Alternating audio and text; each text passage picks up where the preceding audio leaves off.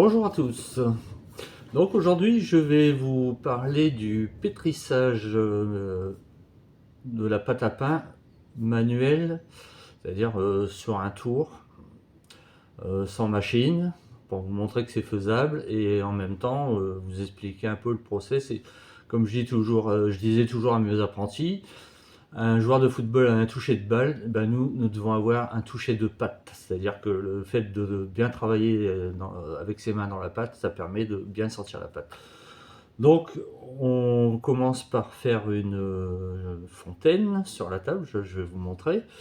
Et aussi pour le pétrissage, on part sur une base de 72 degrés, c'est-à-dire on va diviser la température de la farine, la température du fourni, moins 72, c'est-à-dire plutôt la température du fourni plus la température de la farine, moins les 72 degrés, on obtient la température d'eau de coulage pour pouvoir pétrir à la main. Voilà.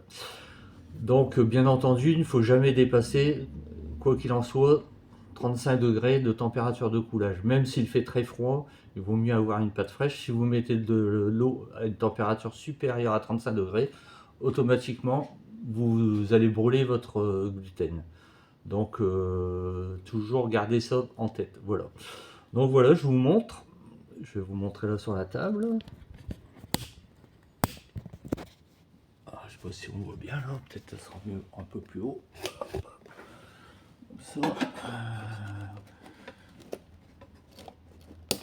Voilà. Là, c'est mieux quand même. Donc j'ai mis la farine blanche avec de la farine, là j'ai pris du sarrasin, parce que j'aime bien avoir un petit pain un peu, on va dire, avec un goût. Donc je vais mélanger les deux farines ensemble, puisque là j'ai fait déjà la pesée. Donc j'ai mis 1 kg de farine blanche pour 150 g de farine de sarrasin. Voilà. Donc comme vous pouvez. Voilà, il faut bien mieux mélanger avant les farines. Quand vous faites un mélange de farine, vous pouvez ajouter des graines, vous pouvez ajouter ce que vous voulez. Voilà. Donc, et pour procéder, on procède en deux parties. Pourquoi? Ça, c'est pour simplement éviter de... Quand on traîne trop longtemps, parce que quand on va vite, c'est vrai qu'on pourrait mettre tout ensemble. Donc, je vais ajouter 20 g de... 18 g, 20 g de sel, environ. Voilà.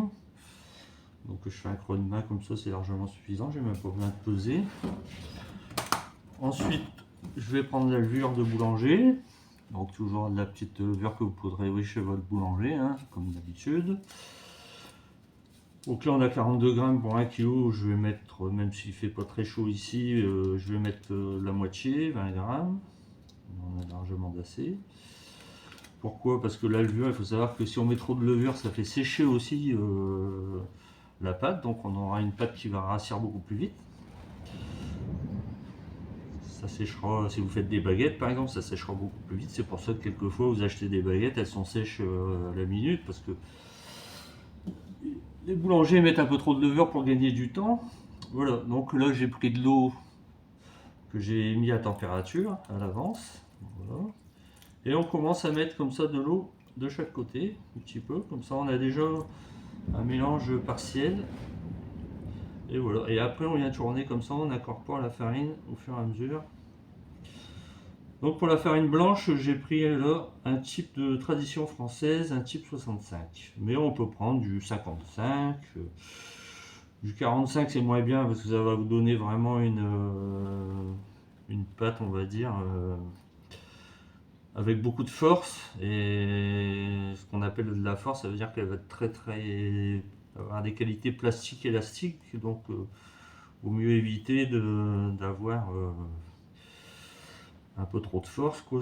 C'est bien pour la pâtisserie, pour certaines choses, mais pas forcément pour de la pâte à pain. Voilà, donc là, on va compléter. Vous voyez, j'ai commencé à mélanger les deux.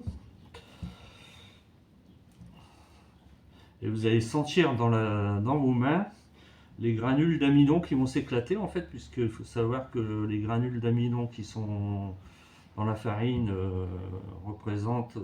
peuvent du moins prendre jusqu'à 30 fois leur volume. D'où l'importance aussi de faire bien gonfler sa farine lorsqu'on fait une béchamel. Ça, je l'expliquerai peut-être dans une autre vidéo. Voilà, donc le but c'est on va dire, de mettre l'eau au fur et à mesure pour sentir vraiment jusqu'à temps que toute la farine soit incorporée.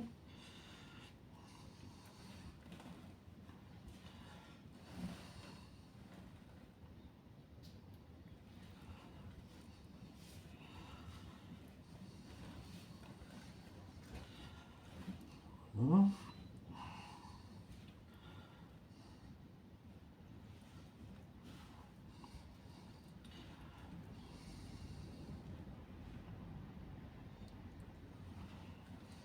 Donc il faut compter à environ entre 60 et 70% d'hydratation selon les farines. D'une farine à l'autre, vous ne pouvez pas dire vous allez mettre 60 centilitres d'eau pour 1 kg de farine, d'autres ça sera 70, tout dépend des farines en fait.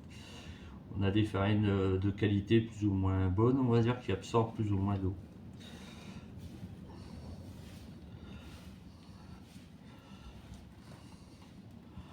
Donc là, on commence à voir un petit peu toute la farine.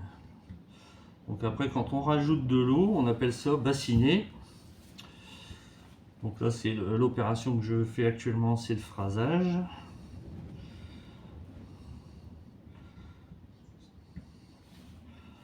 Donc vous voyez, avec une main pour démarrer, on en a assez. Ça permet de mettre l'eau. Et comme ça permet aussi en même temps, justement avec sa main droite, de sentir si on a assez d'eau dans la pâte ou pas. Donc ça c'est un petit peu, on va dire, en fonction de ce que l'on fait. Parce que si on fait par exemple des baguettes, on essaiera de faire une pâte un peu plus douce. Si par contre on fait des pains de mie, des pains moules, on fera une pâte un peu plus ferme.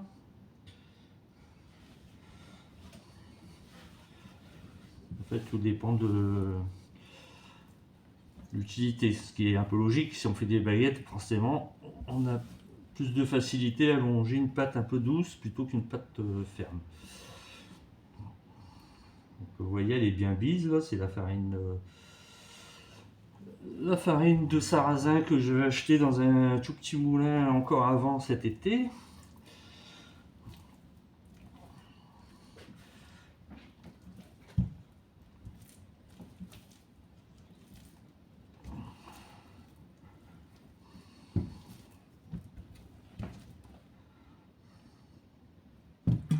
Voilà, je pense que ça va être bon. Donc à partir de ce moment-là, on peut mettre les deux mains. Et là, on va commencer à faire le pétrissage proprement dit. Alors, on découpe, on claque. À quoi sert cette opération? À simplement remplacer, du moins c'est la machine qui nous a remplacé, mais à l'origine les boulangers, il faut incorporer de l'air dans la pâte. Donc le fait de la claquer comme ça, on incorpore de l'air à la pâte qui va créer notre réseau protéique.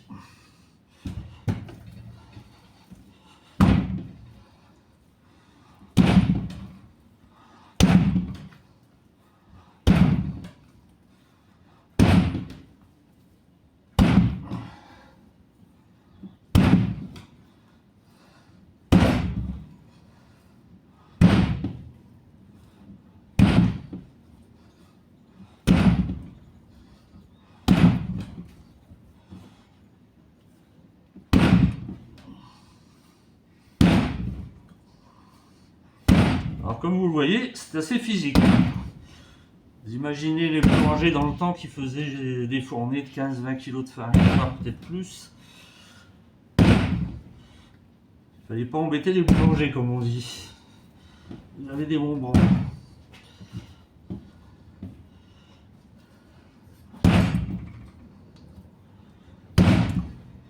C'est pour ça aussi qu'ils étaient assez vite.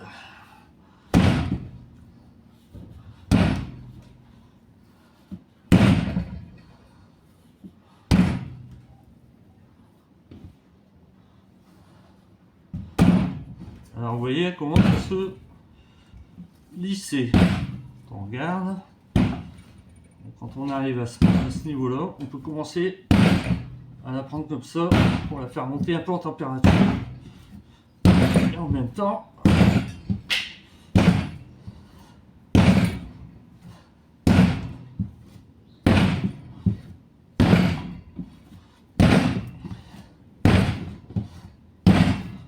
et vous allez voir qu'elle va se décoller toute seule de mes mains.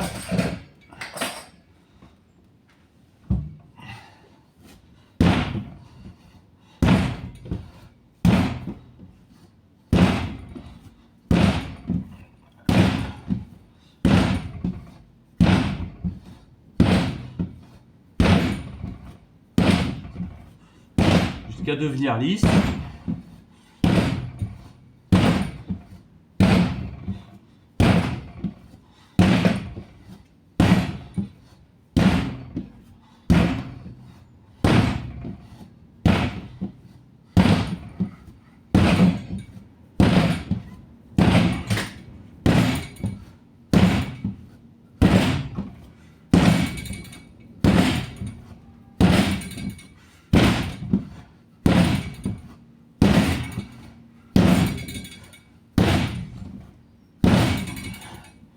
Vous avez vu, à chaque fois, ça va prendre un quart de tour, ce qui permet justement d'incorporer de l'air.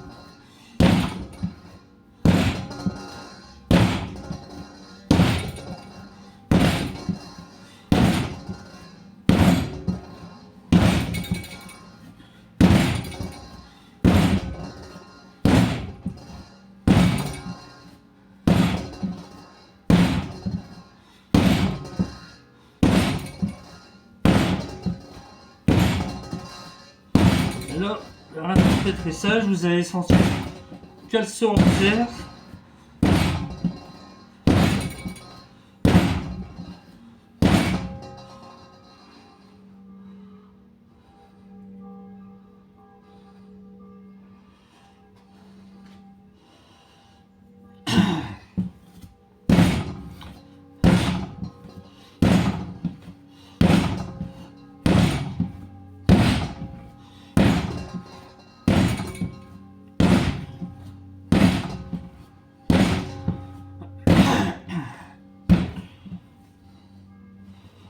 Voilà.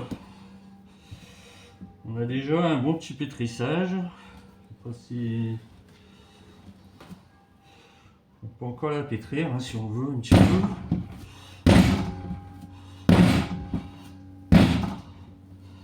Là, vous allez voir tout à l'heure qu'en fait, on va lui laisser du repos et c'est, on va dire, le repos qui va travailler à notre place. Donc là, on va déjà lui laisser,